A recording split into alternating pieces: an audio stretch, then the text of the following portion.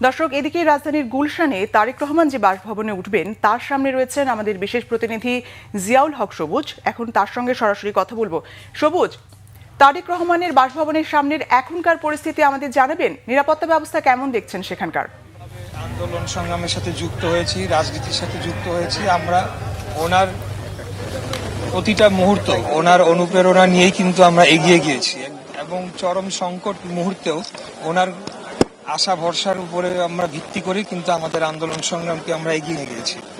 আমরা সবসময় আমাদের মধ্যে একটা কনফিডেন্স ছিল, আমাদের বলতে আমি আমাদের বয়সী যারা রয়েছেন, যে অবশ্যই উনি একদিন আসবেন। এই স্বৈরাচারী সরকারের পতন মানে খুনি হাসিনার পতনের পরে উনি অবশ্যই আসবেন। কিন্তু তখন দেখা গিয়েছে যে অনেকেই সেটিকে উড়িয়ে দেওয়ার চেষ্টা করতো বা এটিকে একটা মানে হাস্যরসের মতো করার চেষ্টা করতো যে আর কোনোদিন উনি আসবেন না। তো আমরা আমাদের জায়গা থেকে সরে আসি নাই, আমরা খুবই শক্ত ছিলাম। আমরা বলেছি যে অবশ্যই তিনি আসবেন এবং উপযুক্ত সময় তিনি আসবেন। তো আজকে সেই দিনটি এসেছে। আপনারা নিশ্চয়ই দেখেছেন যে লক্ষ লক্ষ মানুষ তারা কিন্তু স্বেচ্ছায় স্বতঃস্ফূর্তভাবে এসে আমাদের নেতাকে বরণ করে নিয়েছে। এটাই প্রমাণ করে যে পুরো সময়টা ধরে উনি যা বলেছেন এবং ওনার বিরুদ্ধে যে ধরনের মিথ্যা প্রচারণা চালানো হয়েছিল এটা জনগণ ঘৃণাভরে প্রত্যাখ্যান করেছে। আওয়ামী লীগ যে গণহত্যা চালিয়েছে, আওয়ামী লীগকেও ঘৃণাভরে প্রত্যাখ্যান করেছে। এখন আমরা এই ফ্যাসিবাদী শক্তিকে বাদ দিয়ে গণ অভ্যুত্থানের পক্ষের যে শক্তি আমরা যারা ছিলাম, গণতন্ত্রের পক্ষের যারা শক্তি ছিলাম, আমরা আগামী দিনে নির্বাচনের মাধ্যমে জনগণের সরকার প্রতিষ্ঠা করতে চাই এবং সেই সরকার প্রত্যেক 5 বছর অন্তর অন্তর একটি সুষ্ঠু নির্বাচনের মাধ্যমেই নির্বাচিত হতে হবে। এটি আমি বলতে চাই যে আসলে আমাদের এখন একটা সময় আমরা অন্ধকারের দিকে চলে গিয়েছিলাম। বিশেষ করে আমাদের নেত্রী, দেশনেত্রী বেগম খালেদা জিয়াকে যখন কারান্তরীণ করা হলো তখন কিন্তু আমরা অত্যন্ত হতাশায় ভুগেছিল সবাই যে কি হবে।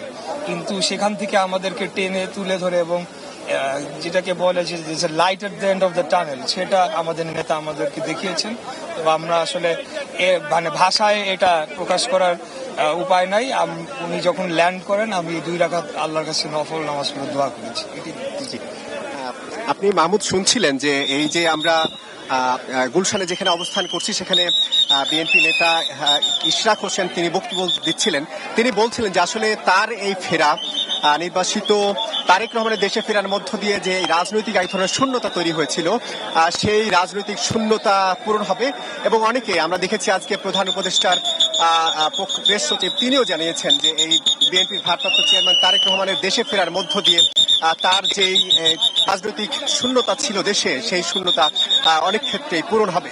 আপনি দেখতে পাচ্ছেন যে আপনি যদি এদিকটা দেখায় যে এখনো রাস্তার দুপাশে অপেক্ষা করছেন হাজারো মানুষ, যারা বিএনপির ভারপ্রাপ্ত চেয়ারম্যান তারেক রহমানকে এক নজর দেখার জন্য, তাকে দূর থেকে হাত নেড়ে অভিবাদন নেয়ার জন্য এখন অপেক্ষা করছেন। আমরা জানতে পেরেছি তিনি কিছুক্ষণ আগে রাজধানীর এভার কেয়ার হাসপাতাল, যেখানে তার মা বেগম খালেদা জিয়া চিকিৎসাধীন রয়েছেন, তাকে দেখে তিনি বাসার উদ্দেশ্যে রওনা দিয়েছেন বলে আমরা জানতে পেরেছি।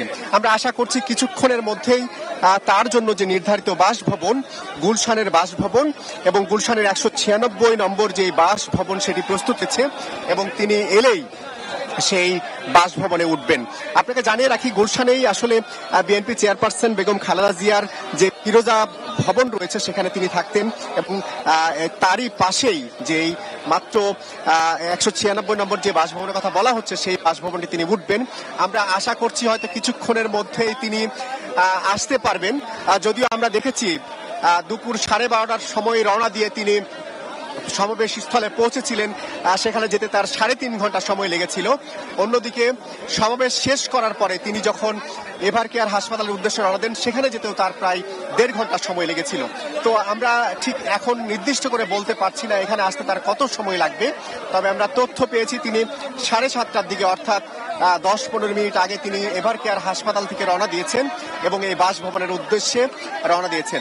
এমনি সাধারণভাবে যদি বলা যায় তাহলে এখানে আসতে আধা ঘন্টা সময়ের বেশি লাগার কথা নয়।